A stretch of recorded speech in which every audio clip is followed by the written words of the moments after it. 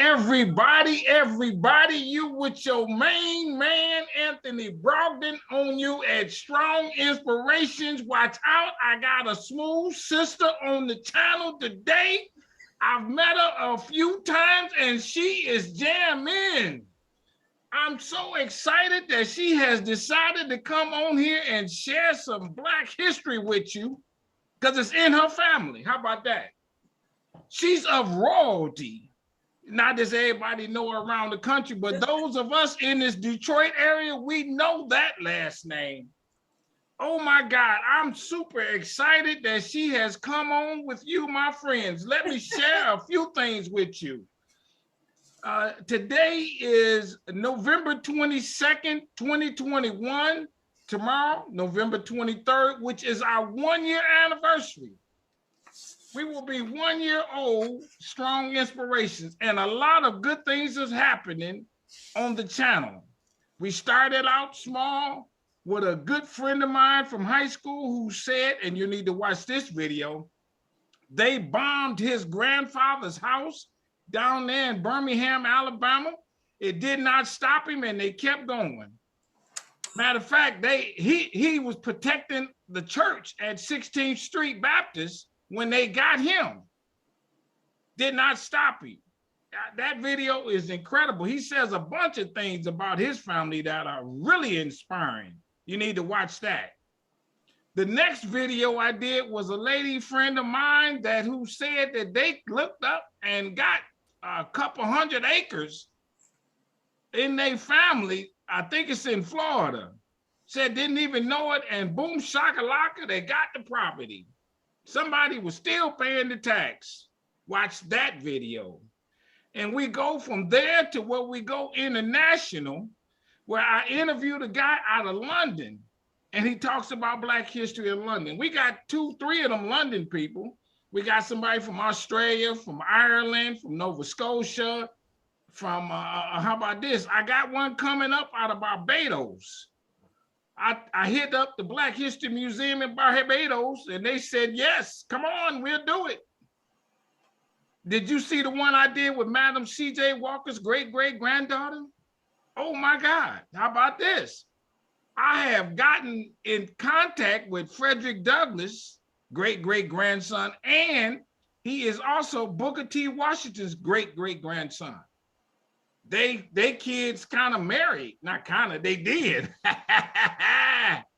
Watch that one coming up soon. This channel is, the train has left the station and it is not coming back. It's going around the world, slowly, fastly, immediately fast, something like that, because it's happening. Okay, and I'm getting right to my point here about this. Check it out.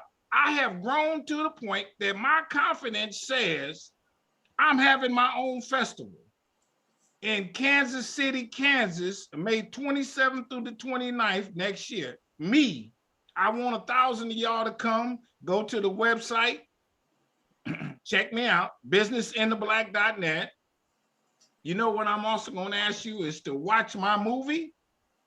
The lady on the channel, her brother is in it. Watch, oh, and he tears it up. Just like I know she gonna tear it up on Business in the Black, the rise of Black business in America. This thing is hitting, it's streaming on Amazon. Read my book. Come on now, and y'all reading it. I see y'all reading it in digital format on Amazon. You can do it that way. You can get the hard copy. Slaves who went to college, Black millionaires in the 1800s. Slaves who bought their freedom, all the way slaves owned, sued, or not sued, well, some did sue, all the way slaves got their freedom. All the Black newspapers are listed in here. Black banks, it's a resource and it's a fact thing. And if you don't believe the fact, I give you the link where I found it. I don't even add no commentary. Read my book, get you a copy. Makes a great Christmas gift. Now, you hear me use that word strong a lot. It's my favorite word. I tell you, I wish I lived on Strong Street. I wouldn't mind my last name or my middle name being Strong. I just love it. Strong stands for strength, tenacity, resilience, and a sense of oneness, nobility, and grace. And check it out. Y'all know what I'm about to say. That's the introduction to my guest today. She's a strong sister. Come on, introduce yourself. Let's get it on Strong Inspirations. Hello, everybody out there. I am Deborah Hoggabook. You can call me Deb, or Deborah. I go by all of the above. Sure. I am a new business owner. I just recently purchased 38 acres of land in the Blackhistory, Idlewild, Michigan, up in the lower peninsula of Michigan. And I am starting a RV park and campgrounds opening up in the fall of 2022. Watch out. Okay, but before we get to that, I mean, well, we already got to that. But you know what I want to talk about? Your father and your family. My family. Your okay. family, because your dad owned a printing company. That's correct. Let's talk about it. Okay. Do you remember that growing up? I most certainly do. My father owned a printing shop called Book Printing Company. It was located on Bethune at the corner of Oakland, which is not too far away from like the current New Center area, around up in that area. Now, everybody, what she's telling you is this Detroit. She's one of my Detroiters. So now y'all know the location. Right. That's right. Right. Now, how did he get started? And what time frame are we talking about? Oh, wow. It goes way back to the 40s. He graduated from Cass Tech in printing, took over, got trained by someone, and decided he was going to open up his own printing company. And now, your brother said there. What happened was he got the loan from the GI Bill. Yes, he did. And so he was in the service.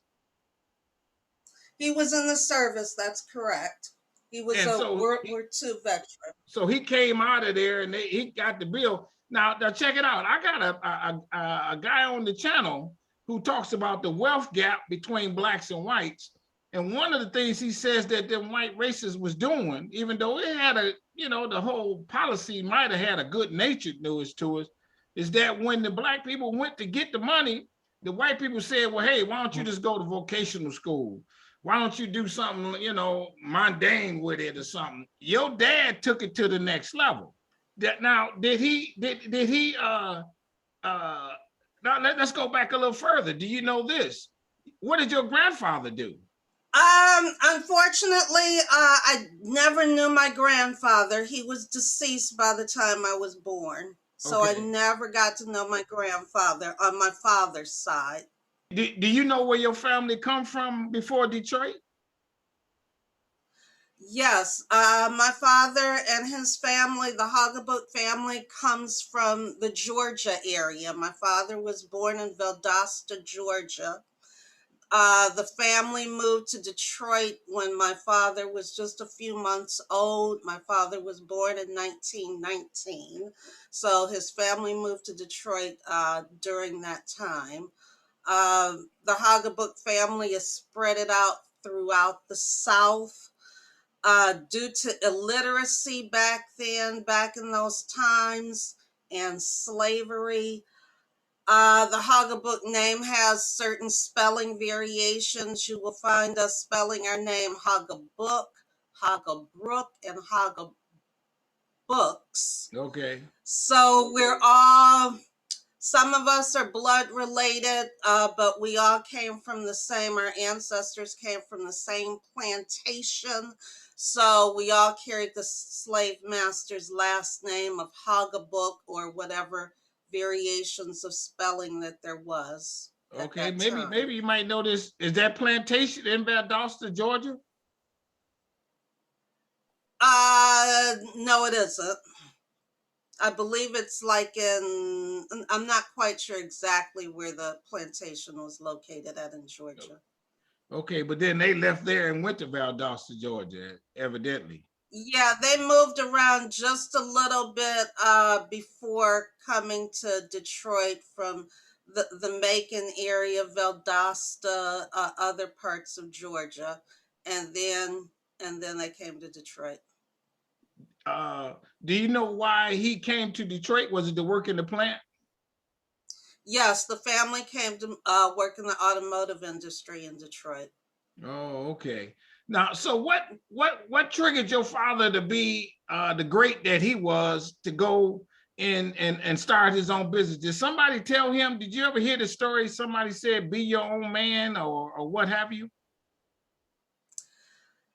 My father was just an entrepreneur at heart. I think it was hard to find jobs back then growing up. He came from a very poor family, had a lot of brothers and sisters.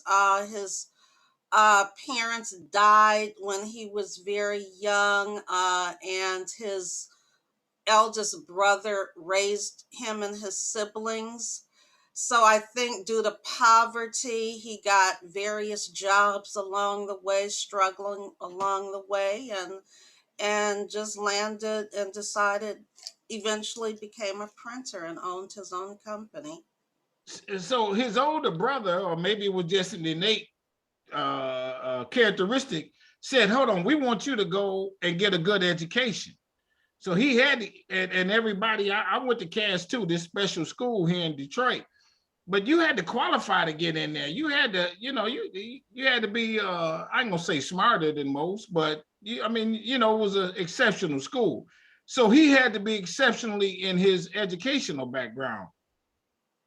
Yes, And that's somebody correct. told him to do that. Or will you think this was all kind of on his own merit? I haven't really given that a thought. Not really sure. Yeah. All I know is he attended Cass Tech. Yes, and he was one of the very few blacks at Cass at that particular Oh, time. is that right? Yes. Did he go to college? He took some college courses, but no, he did not have a degree. When he opened up the printing company, who did he do the printing for? Who were his clients? He was a small commercial business printer. He did a lot of wedding invitations and business cards and the Greystone Ballroom was one of his clients, and a lot of the prominent businessmen back in that time were his clients and And black you remember, business did you owners. go in the shop? Did he have to work long hours and stuff like that? Do you remember that? Yeah, he did have to work long hours when I was growing up, and a lot of times he, as being a entrepreneur, sole business owner, he would bring his work home, and maybe he was doing like a souvenir program for like some banquet or something, and they needed a brochure or a program done. It might have been like a 20-page souvenir program, and he didn't have a collating machine. So he would go in the kitchen, and we had this huge countertop, and he would pile up the 20 pages around the round countertop, and we would have to, me, my mom, brother, sister, we would all go around and hand collate those pages. At the Wow. end of the table was somebody who was doing the stapling, and so Yeah. we often would help my dad collate his programs. Yeah. I can't imagine. Did you have an appreciation for him being working hard like that? Did that kind of rub off on you now that you're doing what you're doing? Yeah, I think a lot of that hard work, business ethics that I have came from my dad in actually so many ways. He influenced my career path when I was a teenager, wasn't quite sure what I wanted to do. I think back then when I was maybe like 13, 14 years old. I'm like trying to decide what I wanted to do. And I thought about, oh, I would love to be an airline stewardess at that time. But then they had height requirements, so I was too short. Then it was like I wanted to be an interior decorator. Uh, my dad said, no, no money in that. And he said, you're good in social studies and political science and government classes like that. Why don't you think about becoming a lawyer? And so, and it was right. I was good at those type of classes during grade school, high school. And so I ended up going to Howard University and getting a degree in political science. Oh, I love it. So I was a pre-law major, which my dad influenced me to go in that direction. Yeah, I love it. Now, as a result of that, if you don't mind, I ask this question: your family had a little bit of money. I mean, he was successful at it. He wasn't always struggling as a business owner. No, he didn't struggle as a business owner. I mean, there were times because of his health conditions. He was an asthmatic, so there were times when he got really sick, and he went through some hard times economically due to his health. When I was born, we lived over on Oakman Park, which was a very nice area at that time. Right. But due to his illness, we had to move over to and live above his printing company for a few years due to his illness. So we kind of struggled at that time. Yeah. I wasn't aware we were struggling because I was so young at that time. I just know we were living right above his business at that time. But then things started working out, and we and getting well, and then he purchased a beautiful house over on Lawrence, right over near the in the Boston Edison area of Detroit. Yeah.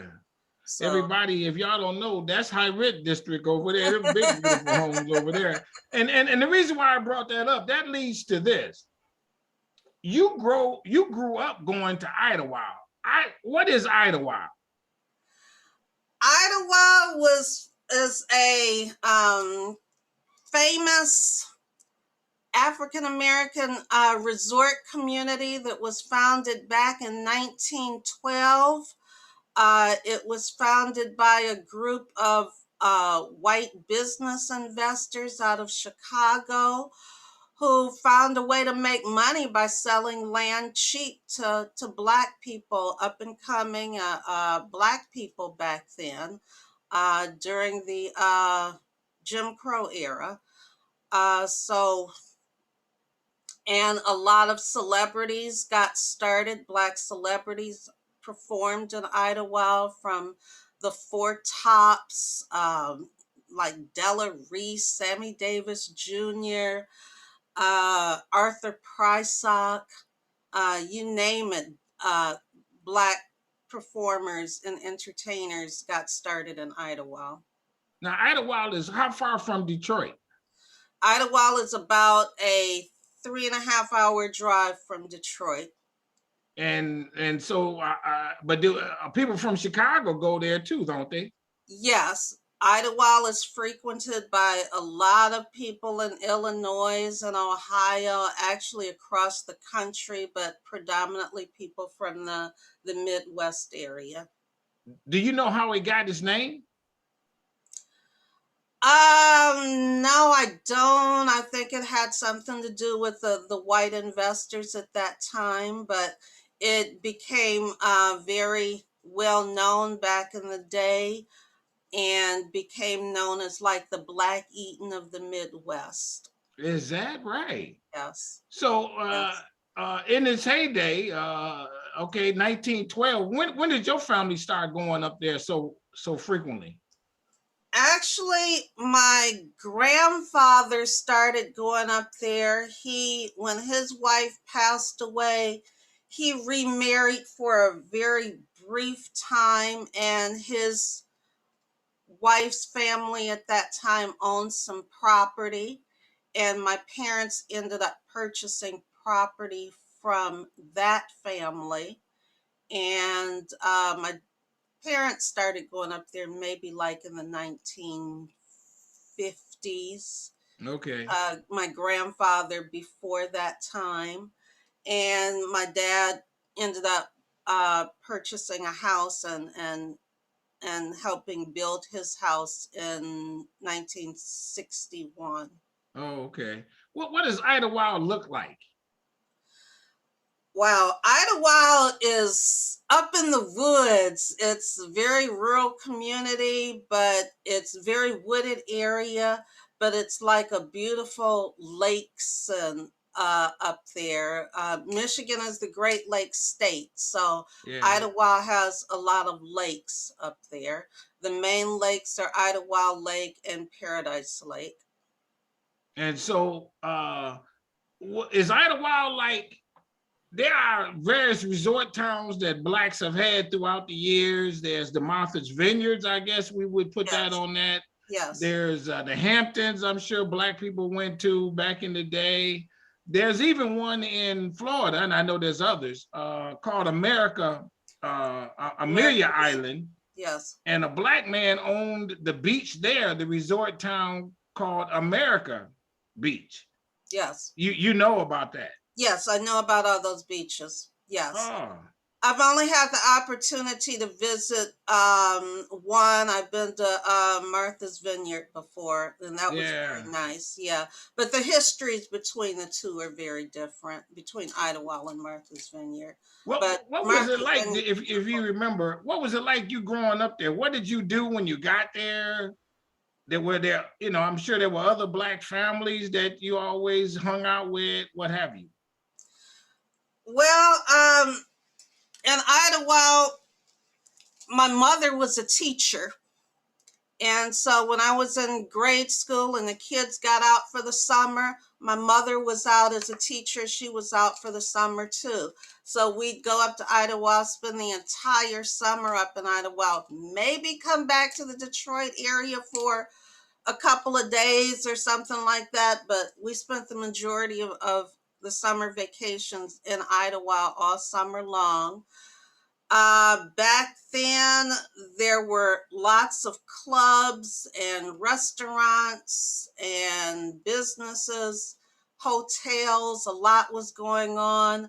I grew up swimming and roller skating all summer long. Those were my activities: swimming, roller skating, out by the water, in the woods, fishing with my dad. A lot of great memories. Yeah, I bet. Did y'all swim in that lake? Yeah, we swim in the lake. The Idlewild Lake is a beautiful lake. It's so clear you could see the bottom of the lake. It's so clear, fresh, beautiful. So I grew up swimming in that lake. The lake behind my house is Paradise Lake, and that's more of a fishing lake. Okay. So I grew up fishing in that lake with my dad. I would look out my bedroom window and see my dad out in the canoe, and he would catch catfish and trout, bring it back to the house, clean it, and my mother would cook it, and we'd have a nice fish fry breakfast with hot biscuits and grits. And I love it. great, great. Yeah. Yeah, What? back then I would bait the hooks to go fishing, get those worms and put it on the hook and go fishing. Now I think I've gotten a little too girly, wouldn't touch a worm for anything right Yeah, now. sure. But Sure. Now, yeah, did you was it all black for the most part? it was all black. It was all black. Except for the neighboring town. There's a neighboring town called Baldwin, which is just a couple of miles away, where we do our grocery shopping, and other restaurants and businesses are up in Baldwin. So, you always had black people going to Baldwin and white people coming to Idlewild, but Idlewild predominantly black. Uh, that's what we've always been known as, a historically black resort that Yeah. catered to the needs and the entertainment world of the Black community. Was there any clubs like debutantes and all, those kind of things that you all participated in as growing up, or special events that you always had to do, a big 4th of July fireworks, any of those kind of things? Well, in 2 different places, another subject area there is I was a debutante in Detroit, the Detroit Yeah, Cotillion Club. right. In Idlewild, there are a number of organizations and clubs that have activities up there that my family belonged to and that I belong to. So a lot of organizations that help to grow the community, a lot of organizations that throw various summer activities that Yeah. we would attend. Is there somebody that is noted as, for a lack of a better word, Mr. Idlewild, who, when you were growing up, they were the face of the community, that kind of thing? We've had a few. I mean, Detroit's own Sonny Wilson was known for founding the Detroit Idlewilders Club, Okay. and he was active in his heyday in Idlewild. Yeah. Um, some of the business owners, Detroit business owner, attorney John Roxborough, was active in Idlewild. Then you move up to today. We had John Meeks, who recently passed away, but he was the owner of Morton's Motel, the historic Morton's Motel in Idlewild. So yeah, we've had faces Yeah, over sure. times of those who were very influential in the Idlewild area. Just a couple more questions on this note. Had you heard, or do you know of any racist activities that the Klan being mad at y'all for doing so well up there, that they tried to come and do something? Did any of those, because you're going through those 60s and segregational periods, did anything like that happen? I am not aware of anything like that. I'm sure there were certain activities that went on like that, but my times growing up, I never encountered any racism in Idlewild or anything. But it being up north, surrounded by white communities, I'm sure that there was. And I'm sure people who lived up there year round may have encountered that sort of Yeah, thing, yeah, but I don't hear about those stories. yeah, We all pretty much get along. I'm sure there were isolated incidents, sure. but none that I'm aware of. From my knowledge, we just get along. But so you And don't, Idlewild is historically Black, so we kind of all stuck together and, yeah. stick with our own. So. So I guess on this note, and you probably did answer, there was nothing like you had to be out of Baldwin before it got dark or anything like that. No, nothing like that at all. I mean, Yeah, I grew up, I've been to Baldwin like a second home and never okay, encountered anything bad. It's actually a very wonderful community. Everybody's been friendly. It's like the downtown of Idlewild. I mean, I have very fond memories of Idlewild and Baldwin, and actually as far as going to Ludington, Michigan, right off of Lake Michigan. No encounters of racism or okay. it was always my experience anyway, personal experience as being warm and welcoming there. Now, did Idlewild, is there a symbol for Idlewild? No, I don't believe there is. No. Like Martha's Vineyards, and I guess we could just assume this is their symbol. The black dog, you know. Yeah. You know, they promote that. But so there's nothing like that. No, nothing like that right now. We've just always been known as the Black Eaton of the Midwest. If you Google Idlewild, you it'll pull up Idlewild, Michigan, but it'll pull up a different Idlewilds. There's like an Idlewild Airport in New York and various Idlewild communities and stuff. But if you Google Idlewild, Michigan, it'll pull us up. If you Google Black Eaton, it will only pull up Idlewild. Oh, okay. So you can get Idlewild's history by either Googling Idlewild, Michigan or the Black Eaton, and it'll pull up tons of stuff. Did maybe a couple more. Did Idlewild incorporate where you all had to elect a mayor or any of those kind of things? We have a township supervisor. It is an unincorporated community. Okay. Yes. I love it. And I wanted to mention too, going way back to when Idlewild was founded, Idlewild was frequented by Black historical political figures like W.E.B. Du Bois and business owner Madam C.J. Walker owned property there.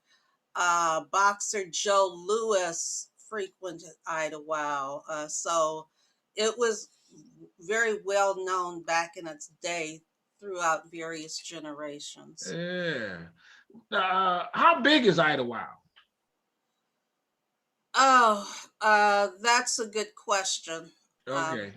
But I mean, we want to estimate it's 10 square miles, because how many houses do you think might have, you know, families might have lived there? Couple hundred? I don't have those type of figures for you. Yeah, maybe a couple hundred. I've been there a couple times, and it's a nice sized community. I remember hanging out at the Red Rooster. The Red Rooster, correct. Idlewild has about 800 year-round residents. Oh, okay. And so you might have to double that for people who come just in the summer or something like that. That's correct. Yeah.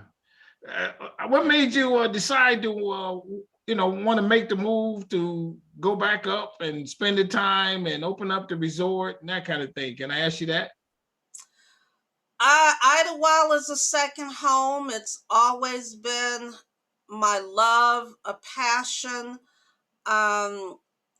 Even when I moved to California for about 12 years, I would come back to Michigan on a 2-week vacation, and I'd spend like one day in Detroit and spend the next 2 weeks in Idlewild.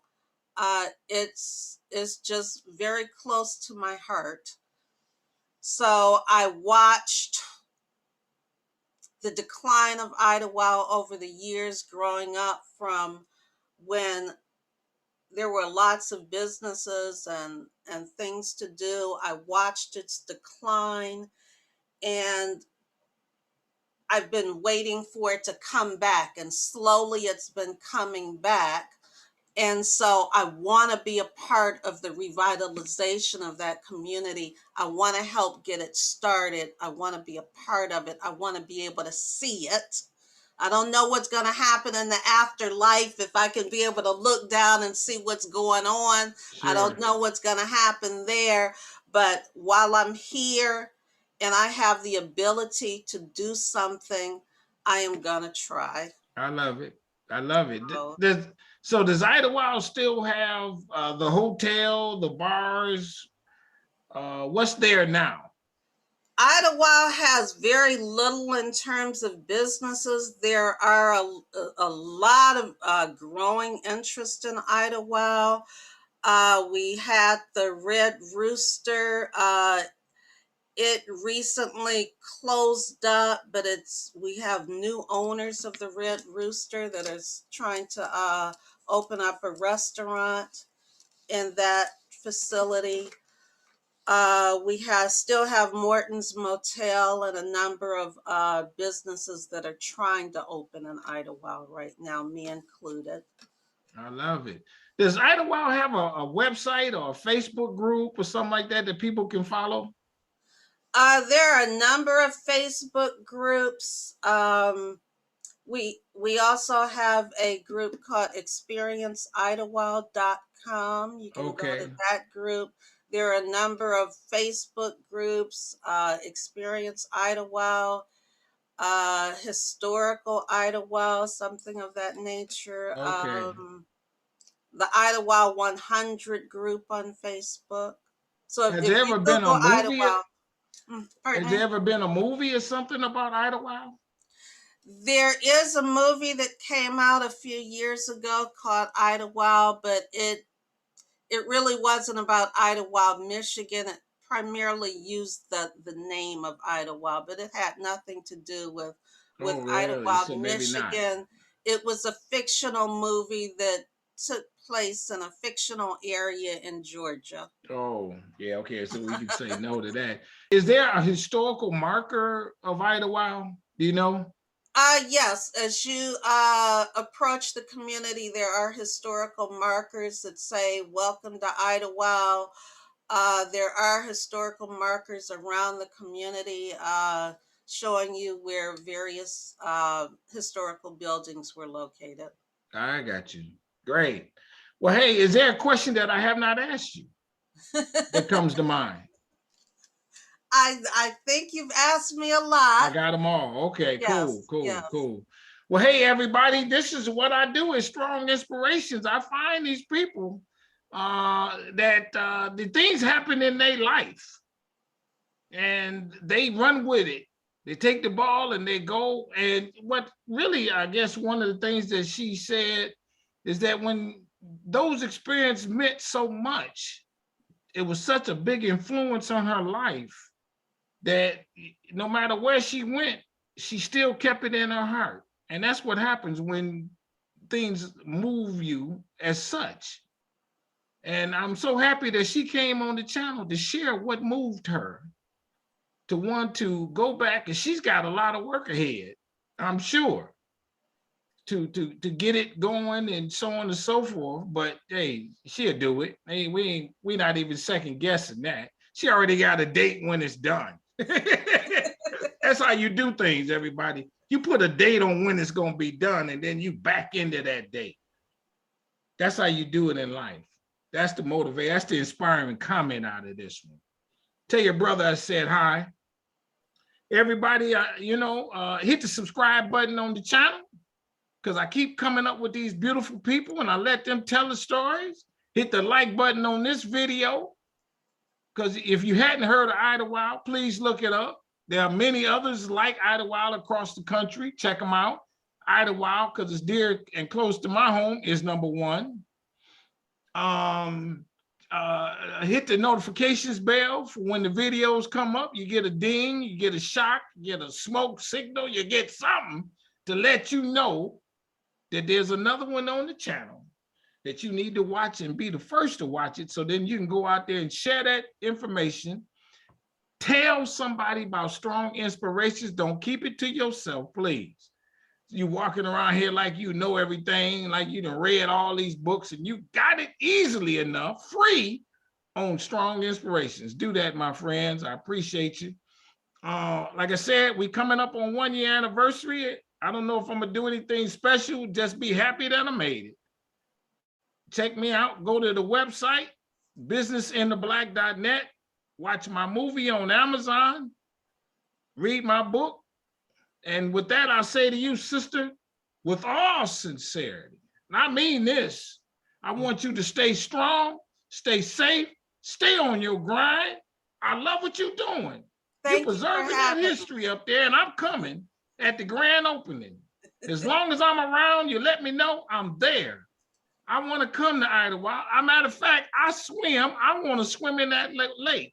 We would love to have you there. I would love to be there. It's going down, everybody. Matter of fact, maybe some. I ain't gonna say no more. You have an open invitation. Thank you. Bye-bye. We love out. to have you there. Peace. Thank you.